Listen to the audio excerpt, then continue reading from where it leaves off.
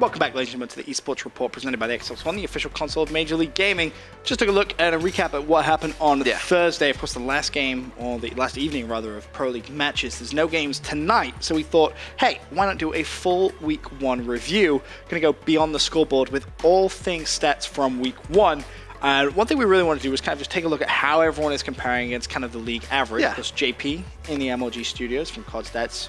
Very, very intelligent guy. Loves to keep track of stats. Got to give a massive shout out. Me and him sit around just throw numbers around all day long. You were making up statistics the other day. I was like, what are you guys doing? But here's a look at the overall kill-to-death ratio leaderboard. Of course, KD doesn't always tell you everything, but sitting pretty at the top of that leaderboard is Octane. I mean, Octane and Temp, you fully expect to be up there, yeah. I mean, that's huge. That's over 15 maps as well. That's more maps than anybody else in the KD leaderboard. Temp coming in second place at 1.25, as you said. You expect to see him up there in that top 5, but the other 3 actually kind of surprising me that they're all in there. I mean, the top 4 are all like young guys. I mean, look, Temp, Octane, TJ, and Hook.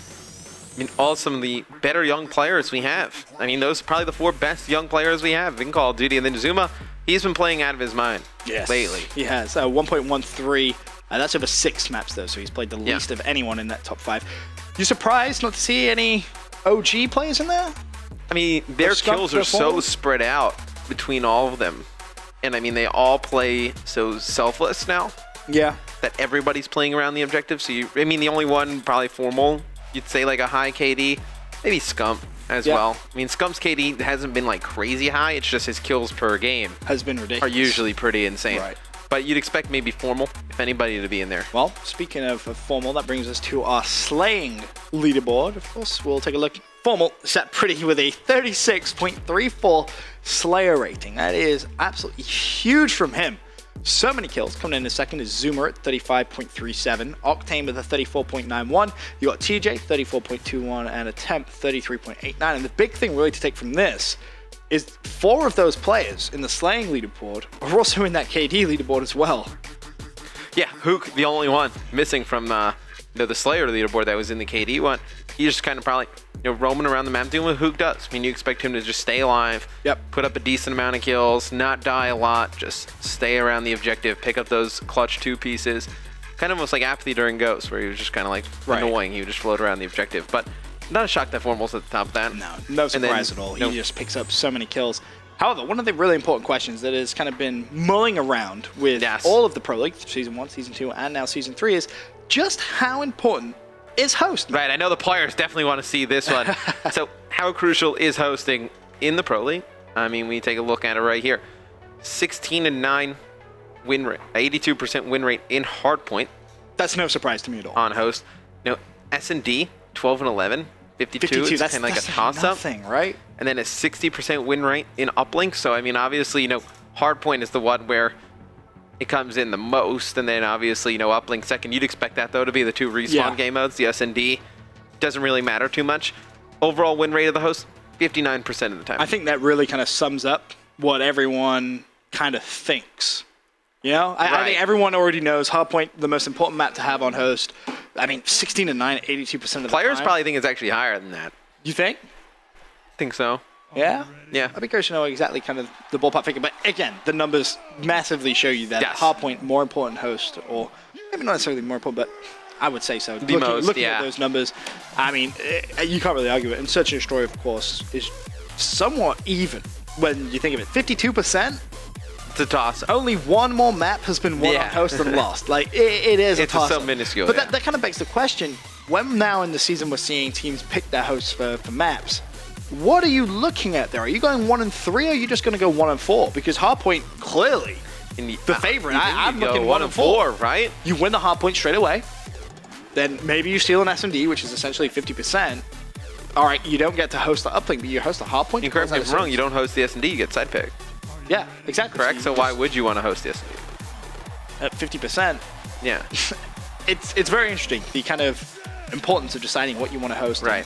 The importance of picking what you want to host as well. But as we said, S&D by far the least. But overall, 59% host record. So overall, 37 maps won on host, 26 lost. So there is obviously difference there, which is expected.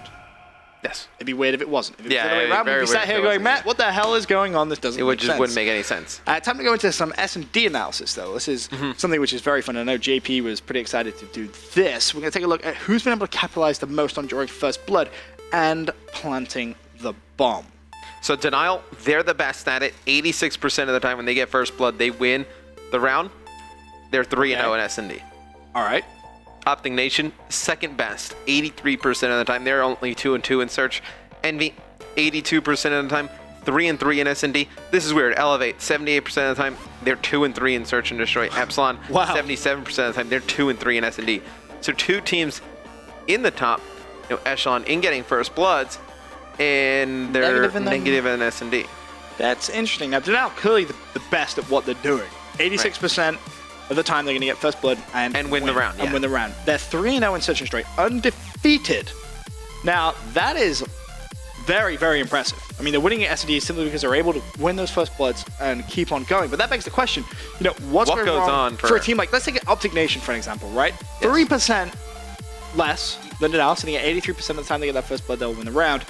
But they're 2-2 in S&D, so which means they're dropping rounds that they're getting first blood in, and they're those are kind of the difference makers in their matchups. Right, you would figure. I mean, how do you fix something like that? Because it seems such a trivial mistake to be making. You're getting the man advantage in such a strong. It really comes down to your in-game leader, I would say, like who's kind of calling the shots. So who do you look at in Search and Destroy that? For ON, I mean, I think it's kind of a toss-up between Moch. He's done it on some of the previous teams he's been on. Bose and Ricky probably shared that coming in. Maybe it's the issue of too many people trying to call the shots. That wouldn't surprise me. Yeah. Moch, very talented Search and Destroy player. He's been known to lead a couple of teams he's been on in S&D. But that brings us, of course, now to the plant win percentage. We just took a look at First Blood. Over on offensive bomb plant win percentage, Envy leads with 83%. Denial in second there with 80%. Isolation, 80%.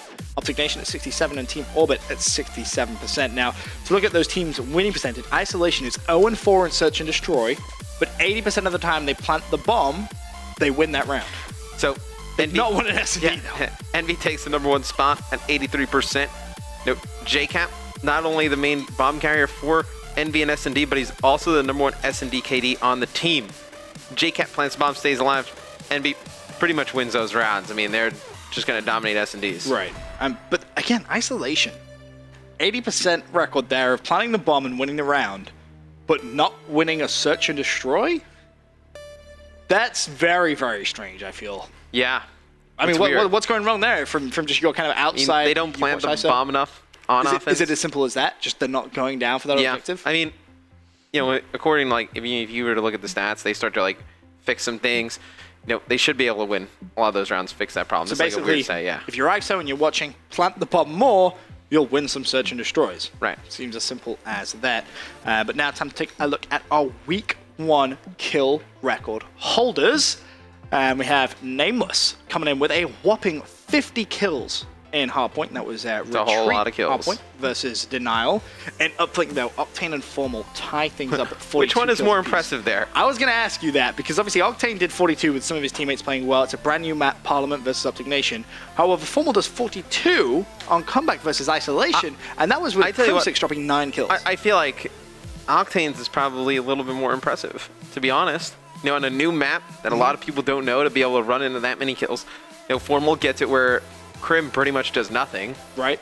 I mean, 9 kills in 10 minutes is essentially nothing. 10 uplinks, more uplinks than he had kills at that point in the game, which is very, very scary. And Comeback's a very fast map that you can, rally a ton of kills. I don't know if Parliament is that fast. Yeah, I don't think it's as quick as Comeback by any means. And of course, Search and Destroy led by Nagafen.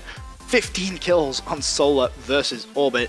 He went ham. So, of course, shout out to those players for putting up some phenomenal Week 1 records. Curious to see how those records are going to look towards the end of the season. For now, though, we're going to go to a quick commercial break. When we return, we're going to be taking a look at all of the caster predictions, who's right and who has been wrong. Be right back.